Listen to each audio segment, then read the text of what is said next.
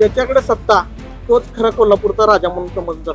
आणि कोल्हापूरची जनता अशी आहे, एखाद्याला डोक्यावर पण घेते आणि एखाद्याला खाली आदळते. 4 उमेदवारांमध्ये एक प्रभाग आहे, त्या हिशोबाने आहे की नाही. तर मला आता एखादी समस्या आली तर कुणाकडे मी जायचं, मुळात हा प्रश्न पहिला आहे समस्यामध्ये. सामान्य नागरिकाची समस्या ही त्याच्या घरापासून चालू होती. घराचे रस्ते असतील, दवाखाने असतील, मुलांच्या शिक्षणाची काही व्यवस्था असेल, तर त्या ठिकाणी त्या मुबलक सुविधा जर का त्याला मिळाल्या तर योग्यरित्या कुठलंही सरकार असू द्या, सामान्य जनतेला तेवढंच अधिकार पाहिजे. गटबाजीचं राजकारण आहे. कालचा पक्ष, कालचा उमेदवार कुठे, आज कुठे आलाय हे आपण सांगू शकत नाही. मी आलं पण शेवटी ते होणारच नाही आहे. कोणताही सत्ता आली तरी आहे तसं राहणार आहे. महानगरपालिका निवडणुकांची रणधुमाळी राज्यभर सुरू झालेली आहे आणि 29 महानगरपालिकांच्या निवडणुका या आता अवघ्या 10 ते 11 दिवसांमध्ये पार पडतील. पण या निवडणुकांकडून सर्वसामान्य लोकांना काय अपेक्षित आहे हे आम्ही समजून घेण्याचा प्रयत्न करतोय आणि त्यासाठी राज्यभरातील महानगरपालिकांच्या परिसरामध्ये त्या शहरांमध्ये फिरतोय. आता आम्ही आहोत कोल्हापुरामध्ये आणि कोल्हापूरकरांना काय वाटतं, यंदाची निवडणूक ही त्यांच्यासाठी किती महत्वाची आहे, त्यांना त्याच्याकडून काय अपेक्षा आहेत आणि त्यांचा मतदानासाठीचा कौल कुणाकडे असणार याबाबत बोलणार आहोत. आता आपण रंकाळ्यावर आहोत, कोल्हापूरकरांचं आवडतं ठिकाण जिथे ते निवांत होतात. पण इथे थोडासा राजकीय प्रश्न विचारून त्यांना त्रास देऊया. आता काय सांगाल, कोल्हापूरची म्हणजे सगळ्याच महानगरपालिका थोड्याच दिवसांमध्ये मतदान करणार आहात, काय मुद्द्यांवर मतदान असेल, काय वाटतं, काय समस्या आहे तिथं? समस्या म्हणजे ही की आता वार्ड वाटल्यामुळे की काय होते माहिती का, आम्हाला आता कुणाला मतदान करायचं हे आम्ही आता ठरवू शकत नाही. तिथे ज्यावेळेला आमच्या एरियात जो हे असं उमेदवार असेल त्यालाच आम्ही मतदान करणार ना. ते कारण आम्हाला बाहेरच्या महिला आम्हाला चालणार नाही. बरोबर. पण त्या नगरसेवकांना तुम्ही निवडून द्याल, त्यांना काय काय कामं करणं शहरासाठी अपेक्षित आहे? आता तुम्ही मला म्हणालात की तुम्ही 1-2 वर्षापासून इथं राहताय, पण तुम्हाला त्यामध्ये काय जाणवलं तुमच्या भागामध्ये, तुमच्या आमच्या भागामध्ये आता जी सगळ्यांची समस्या आहे ती गटर, पाणी, लाईट ह्याची समस्या आहे, बाकी दुसरी कुठली नाही आहे. आणि आता रस्ते का सगळीकडे बाजूच आहेत, त्यात इथे पुढे त्यांनी करायला केले पाहिजे. त्यातल्या जे पक्ष आता सध्या एकमेकांविरोधात उभे ठाकलेले आहेत त्यापैकी तुम्हाला कोण जरा बरं वाटतं की याच्या हातात सत्ता आपण देऊ शकतो, या कोणाकडून अपेक्षा आहेत असं मी विचारते? अपेक्षा म्हणजे आता कसं माहिती का, आता भाजपचं आहे त्याच्यातच आमची अपेक्षा तीच आहे, बाकी काही नाही. भाजपकडून अपेक्षा आहेत, महायुतीकडून अपेक्षा आहेत. साधारणतः कोल्हापूरमध्ये विधानसभा निवडणुकांच्याही वेळी दिसलेलं एक चित्र, महायुतीच्या बाजूने असलेल्या इकडच्या लोकांचा कल हा आताही पाहायला मिळतो. स्थानिक स्वराज्य संस्थांच्या निवडणुकांमध्ये सुद्धा अशाच पद्धतीचं चित्र आपल्याला बघायला मिळेल असा अंदाज येतोय. पण आणखी काही लोकांशी बोलण्याचा प्रयत्न करूया जे इथले स्थानिक आहेत आणि जे या संदर्भात त्यांची मतं किंवा त्यांच्या भावना सांगू शकतील. आपण थोडस पुढे येऊ. काका, इथले स्थानिक आहात? इथले स्थानिक आहात? हो. आता महानगरपालिकेच्या निवडणूक आहेत, थोड्याच दिवसांमध्ये मतदान होणार आहे. काय अपेक्षा आहेत आणि कुणाकडून अपेक्षा आहेत? कसं सांगणार म्हणजे कसं म्हणजे आपल्या मूलभूत हक्कांसाठीची ही निवडणूक आहे, बरोबर? तर काय इथे कमी पडतंय तुम्हाला, एक सामान्य नागरिक म्हणून काय वाटतं की ह्याच्यामध्ये सुधारणा व्हायला हवी आणि ते कोण करू शकतं असं तुमची भावना आहे? काय काम होतच नाही, कामच होत नाही. निवडणुका झाल्या याच्या आधीची कंडिशन अशी होती की त्या प्रभागात जे कोण कॉर्पोरेटर असतील ते घराची कामं म्हणायची होत नाही. आमच्या गल्लीचा आता निधी वाढत नाही. एका साईडचं गटरचं काम केलं हे निवडणुकीच्या आधीची घटना. आमच्या साईडचं गटर बदललेलीच नाही असं होत काय. यापूर्वी जे एकत्र सत्तेमध्ये होते कायमच कोल्हापूर महानगरपालिकेच्या, कॉर्पोरेटर होते की तेव्हा भागात कॉर्पोरेटर होतेच ना पहिले. हो.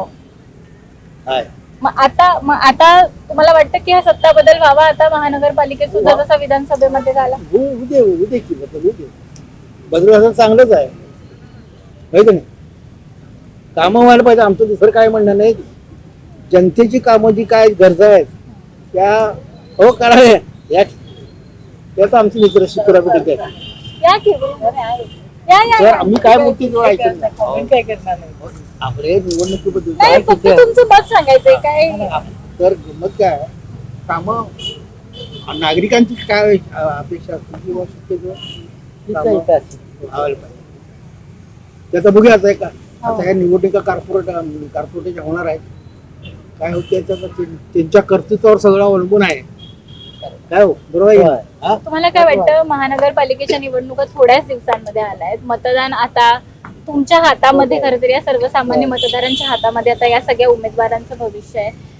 काय अपेक्षा आहेत आणि कोणाकडून अपेक्षा आहेत? अपेक्षा म्हणजे काय ते जे आता स्वच्छता किंवा हे बाकी सगळी कामं व्यवस्थित व्हायला पाहिजे, ते आता सुधारणा वगैरे व्हायला पाहिजे. कोण करेल असं वाटतं? कारण आतापर्यंत ज्यांची सत्ता होती आता ते एकमेकांच्या विरोधामध्ये उभे आहेत आणि कोणी आलं तर शेवटी ते होणारच नाही आहे. हा. कोणताही सत्ता आली तरी हाय तसं राहणार आहे. ते सगळ्या म्हणजे यांना माहितीच आहे. तू राजकारण लोकांना. कोणाकडूनही अपेक्षा नाही असं तुम्हाला म्हणायचं? कोण आले तर तेच होणार. हा बरोबर आहे. कॉर्पोरेटच्या बाबतीत फार हे आहे, म्हणजे लोक म्हणजे तशी नाराज आहेत. आता कोल्हापूर महापालिकेच्या बाबतीत लोकांना मला तितका अनुभव नाही, पण लोक सांगतात की तिथं काही कामं अशी आहेत पेंडिंग असतात की तुम्हाला पैसे दिल्याच्या काम होतं पण नाही. आता का असं होतं आम्हाला का होतं बरोबर आहे की नाही? तर आपण कोल्हापूरकर नागरिकांच्या धन्यवाद खूप खूप आमच्याशी बोलल्याबद्दल. कोल्हापूरकरांच्या साधारणतः आपण प्रतिक्रिया बघतो आहे की कशा पद्धतीनं ही नाराजी दिसते आणि सत्ता पालट झाली आता महानगरपालिकेत सुद्धा, तरी सुद्धा आम्हाला आनंद होईलच अशा पद्धतीच्या प्रतिक्रिया या सगळ्याकडून देण्यात आल्याचं पाहायला मिळते. महायुतीने विधानसभेमध्ये ज्या पद्धतीनं कोल्हापूर कॅप्चर केलेलं आहे ते पाहता स्थानिक स्वराज्य संस्थांच्या निवडणुकांमध्ये सुद्धा मतदारांचा कौल त्यांच्याच बाजूने दिसतोय की काय, अशी साधारणतः स्थिती सध्या कोल्हापुरामध्ये दिसते आहे. नाराजीचं वातावरण आहे आणि आणखी काही कोल्हापूरकरांशी आपण बोलूया. ते माझ्याकडे बघतायत पण ते बोलतील का नाही म्हणून, तर ते बोलायला तयार नाही आहेत. खरं तर हा आपला प्रॉब्लेम आहे. दादा बोलाल तुम्ही? तुम्ही कोल्हापूरकर आहात? बाहेर. तर आणखी काही लोकांशी आपण बोलूया. खरं तर लोक फक्त ऐकतायत, पण हे आपल्या प्रश्नांसाठीची, आपल्या मूलभूत प्रश्नांसाठीची निवडणूक असताना आपण याविषयी बोलणं जास्त अपेक्षित आहे. आणखी काही लोकांशी बघूया आपण की ते बोलतायत. तसं जर पाहायला गेलं तर सुरुवातच त्यांची रस्त्यापासून होती. ठीक आहे, मुळात आपण जो रस्ता वापरतो रहदारीचा असू द्या किंवा इमर्जन्सी, तर तो योग्य पद्धतीचा नाही. ठीक आहे, अपेक्षा प्रत्येक सरकारकडून असू द्या किंवा कुठल्या पक्षाकडून असू द्या, ती स्पेसिफिक ही कुठली एका गोष्टीसाठी नसते. सामान्य नागरिकाची समस्या ही त्याच्या घरापासून चालू होती. घराचे रस्ते असतील, दवाखाने असतील, मुलांच्या शिक्षणाची काही व्यवस्था असेल, तर त्या ठिकाणी त्या मुबलक सुविधा जर का त्याला मिळाल्या तर योग्यरित्या कुठलेही सरकार असू द्या सामान्य जनतेला तेवढंच अधिकार पाहिजे. तुम्ही पक्ष बघून मतदान करणार की उमेदवार बघून मतदान?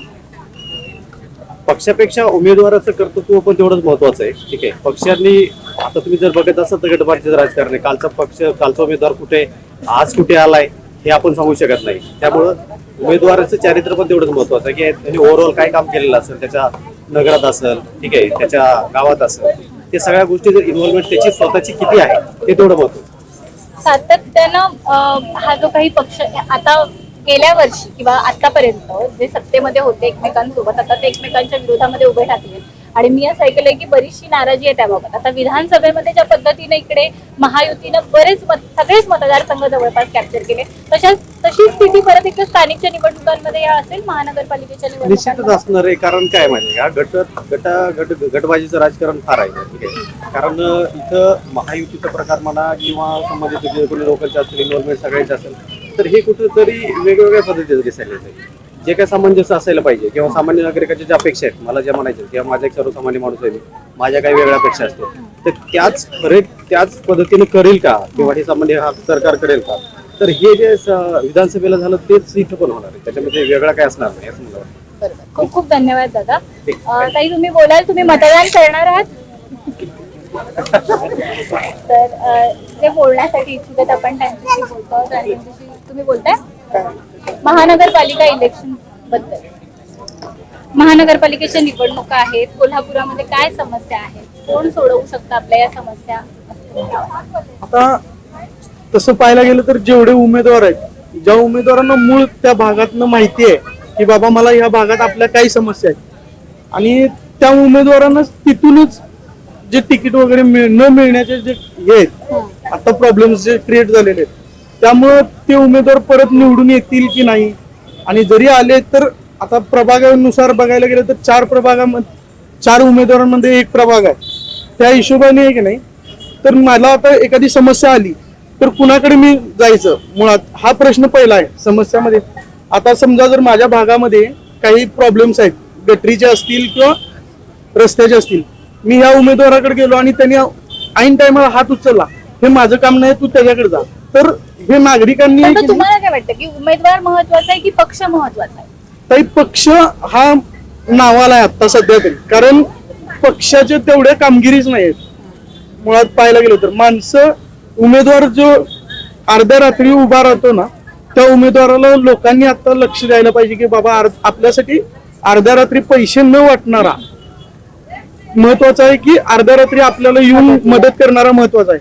या उमेदवारांकडे लक्ष द्यायला पाहिजे.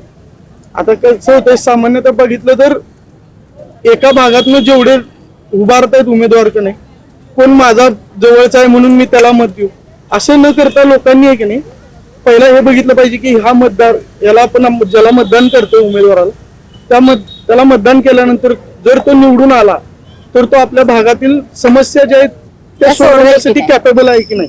विरोधकांनी एक मुद्दा काही दिवसांपूर्वी उपस्थित केला होता, तो म्हणजे वोट चोरीचा. आणि दुसरा मुद्दा आता जे बिनविरोध निवडून आलेले आहेत महायुतीचे अनेक उमेदवार, त्या संदर्भातला तुमचं एक सर्वसामान्य नागरिक म्हणून त्या संदर्भात काय मत आहे? तर हे बघा, विरोधक असतील, कोणी असेल, तर कुठल्याही पक्षाचा असेल, जेव्हा तुमची एखाद्या भागात सत्ता येते तिथे तुम्हाला वाटत नाही की मशीन वगैरे हॅक आहेत. आता तुम्ही म्हणालात की मध्यंतरी बॅलेट पेपरवरती इलेक्शन व्हायला पाहिजे, त्या हिशोबाने गोव्यामध्ये झालेच बॅलेट पेपरवरती, पण तिथेही रिझल्ट काय आला? 0 झाला ना. म्हणजे हॅकिंगचा प्रश्न जे म्हणतो आपण तो झालाच नाही. त्या हिशोबाने पाहायला गेलं तर मग आपल्या इथले ईव्हीएम मशीन हॅक होत नाहीत, हे सत्य आहे की तुम्ही हारही पचवायला पाहिजे. कोणत्याही पक्षातला असू देतो उमेदवार, त्याने हारही पचवायला पाहिजे. आता काही ठिकाणी कसं होते की बाबा सामंजस्यपणा नसतोय, किंवा मग तिथं सांगण्यात जाते की मी एवढे पैसे वाटले तरी हे, मग तू आधी का सांगत नाहीस मी एवढे पैसे वाटतोय, जेव्हा तू उभारणार आहे की नाही. तुम्ही जेव्हा विजयाचा जल्लोष करता, तुमच्या पराभवाची जबाबदारी सुद्धा तुम्ही स्वीकारली पाहिजे आणि पक्ष पाहण्यापेक्षा उमेदवार पाहून आपण मतदान करणार आहात, अशा पद्धतीच्या प्रतिक्रिया आपल्याला सध्या आलेल्या पाहायला दिसतात. आणखी काही कोल्हापूरकर जर बोलण्यासाठी आपल्यासोबत इच्छुक असतील तर आपण त्यांच्याशी निश्चित बोलण्याचा प्रयत्न करूया. आपण पुढे काही लोकांशी बोलण्याचा प्रयत्न करूया. खर तर काय आहे की महिला या फार या संदर्भामध्ये बोलण्यासाठी तयार नाहीयेत आणि आम्हाला सातत्यानं या गोष्टीचा फार त्रास होतोय की महिला का पुढे येऊन बोलत नाहीयेत. कारण की त्यांच्यासाठी अनेक विधानसभा निवडणुकांमध्ये बघा, आपण लाडकी बहीण सारखी योजना आणून महिलांना टार्गेट करण्याचा किंवा त्यांचं वोट कॅप्चर करण्याचा जो प्रयत्न आहे तो झालेला पाहायला मिळतो. आणि मग तरी सुद्धा महिला इतक्या महत्वाच्या असताना किंवा त्या महिला मतदार इतक्या महत्वाच्या असताना सातत्यानं याविषयी बोलणं का टाळत आहे? कारण की मग विचारपूर्वक मतदान होतंय की नाही, काय मुद्द्यांवर मतदान होतंय हे समजायला खरं तर मार्ग नाहीये. आणखी काही कोल्हापूरकर बोलतात की नाही आपण पाहू. तुर्तास मी इथेच थांबते. महानगरपालिकांच्या निवडणुकांकडून नेमक्या काय अपेक्षा आहेत, ज्यांची सत्ता येईल त्यांच्याकडून सर्वसामान्यांना काय हवंय हे समजून घेण्याचा आपण प्रयत्न करतोय. महिला बोलत नाहीये तशी तक्रार मी थोड्या वेळापूर्वी केली, पण आता माझ्यासोबत एक कोल्हापूरकर महिला आहेत. ताई, मतदान अगदी 10-11 दिवसांवरती आलंय.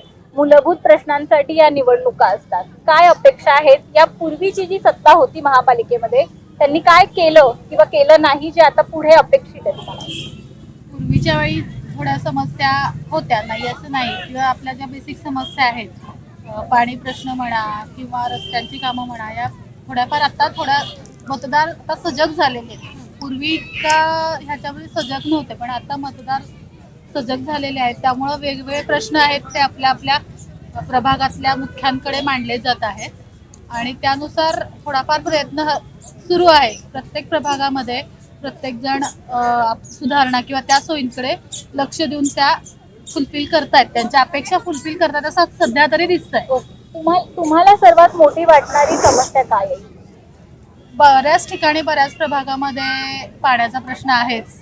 आणखीन तिकडच्या भागात, दौड्याकडच्या भागात वगैरे म्हणजे बघायला गेलो तर तिथं प्रत्येक भागानुसार वेगवेगळ्या समस्या आहेत. असं काही स्पेसिफिक एकच समस्या सगळ्या भागात आहे असं काही नाहीये. प्रत्येक प्रभागात वेगवेगळ्या काही समस्या आहेत आणि तिथले नगरसेवक त्यासाठी प्रयत्न पण करतायत. असं नाही की काही करत नाहीत, काही थोड्याफार प्रमाणात बऱ्याचशा सुधारणा होत आहेत. आणि आता ह्या वेळेला थोडंसं वेगळं मतदान पद्धती आहे, त्यामुळे आपण एक अपेक्षा ठेवू की सगळ्यांच्या रिक्वायरमेंट फुलफिल होतील. यापूर्वी इकडे काँग्रेस आणि राष्ट्रवादीची सत्ता एकत्रितपणे आली आहे, पण आता जे पक्ष फुटलेले आहेत राज्य पातळीवर त्याच्यामुळे इकडे सुद्धा सगळं समीकरण बदललंय. महायुतीकडे मी ज्यांच्याशी बोलते त्यांच्यावरून सांगते की महायुतीकडे कल यावेळेला दिसतोय जास्त. विधानसभेला झालं तशीच परिस्थिती महानगरपालिकेत सुद्धा होईल. शक्यता नाकारता येत नाही आहे. बरं. संमिश्र भावना आहे यामध्ये. नक्की आपल्याला कल सांगतात नाही, एखाद्या पक्षाचं बघितलं तर नाही हे असंच होणार असं वाटतंय, पण दुसरीकडे बघायला गेलं तर हे असं होणार नाही असंही वाटतंय. यावेळी संमिश्र प्रतिसाद आहे, म्हणजे एकाच मतावर आपण ठाम राहू शकत नाही सध्या. त्यामुळे निकाल काय लागतो याच्यावर आपलं सगळं डिपेंड राहील. Thank you ma'am. तर आपण पाहिलं की महायुती आणि महाविकास आघाडी अशा संमिश्र प्रतिक्रिया काही ठिकाणी दिसतात, काही ठिकाणी अगदी महायुतीच्याच बाजूने चाललेल्या भूमिका दिसतात. आतापर्यंत जी काँग्रेस राष्ट्रवादीची सत्ता कोल्हापूरच्या महानगरपालिकेमध्ये होती त्याच्या बाबत तक्रारी सुद्धा दिसत आहेत आणि साधारणतः हा सत्ता पालट आता महानगरपालिकेत सुद्धा व्हावा अशा पद्धतीची सुद्धा कोल्हापूरकरांची अपेक्षा दिसते. पण दोन्ही बाजू अर्थातच आपापल्या पद्धतीनं जास्तीत जास्त प्रचार आणि समस्यांवर भर देऊन विकासाचं राजकारण करण्याचा प्रयत्न करते. आता पाहणं महत्वाचं आहे की कोल्हापूरकर मतदानाच्या दिवशी नेमकं कुणाच्या पारड्यामध्ये आपलं मत टाकतायत. आणखी काही लोक आहेत आपल्यासोबत, जर ते बोलण्यासाठी इच्छुक असतील तर आपण त्यांच्याशी बोलूया. दादा, मतदान अगदी 10-11 दिवसांवरती आलंय, काय अपेक्षा आहे या निवडणुकीत? महानगरपालिकेच्या निवडणुकीमध्ये जे आता उभा राहिलेले आहेत त्यांच्याकडून एकच अपेक्षा आहे, कोल्हापूरचा आणि कसा विकास होईल आणि कोल्हापूर सुशोभीकरण आणि कोल्हापूर आणि डेव्हलप कसं होईल हे त्यांनी लक्ष देऊन काम केलं पाहिजे. आणि कुणीही असं लाचारपणा किंवा हे करून म्हणजे निवडणुकीला उभा राहिलोय म्हणजे पैसे वाटूनच मी निवडून यावं आणि मी तिथून पुढे 5 वर्ष नुसते पैसे मिळवावे या अपेक्षेनं काम करू नये, हीच आमची ही इच्छा आहे. यापूर्वीच्या सरकारकडे जर आपण पाहिलं तर आज त्या वेळेला जे दोन पक्ष सत्तेत एकत्र होते आज ते एकमेकांच्या विरोधामध्ये उभे ठाकलेले दिसतात. महायुतीची ताकद आता हळूहळू कोल्हापुरामध्ये वाढत चालल्याचं पाहायला मिळतं. तुम्हाला काय वाटतं यावेळेला कल कुणाकडे असेल आणि कुणाकडून अपेक्षा? हेच खरं राजकारण आहे ना, कारण कसं झालेलं आहे ज्याच्याकडे सत्ता तोच खरा कोल्हापूरचा राजा म्हणून समजलं जातो. आणि कोल्हापूरची जनता अशी आहे, एखाद्याला डोक्यावर पण घेते आणि एखाद्याला खाली आदळते. त्यासाठी सर्व लोकांनी मिळून हे करायला पाहिजे की कुणाला निवडून द्यायचं आणि कुणाला निवडून द्यायचं नाही हे लोकांच्या हातात आहे. खूप खूप धन्यवाद दादा बोलल्याबद्दल. तर आपण कोल्हापूरकरांच्या भावना ऐकलेल्या आहेत. तुम्हाला याविषयी काय वाटतं? कोल्हापूरचं राजकारण महानगरपालिकेचं हे कुणाच्या बाजूने जास्त चालेल? तुमची मतं, तुमच्या प्रतिक्रिया, तुमच्या भावना आमच्या कमेंट बॉक्समध्ये नक्की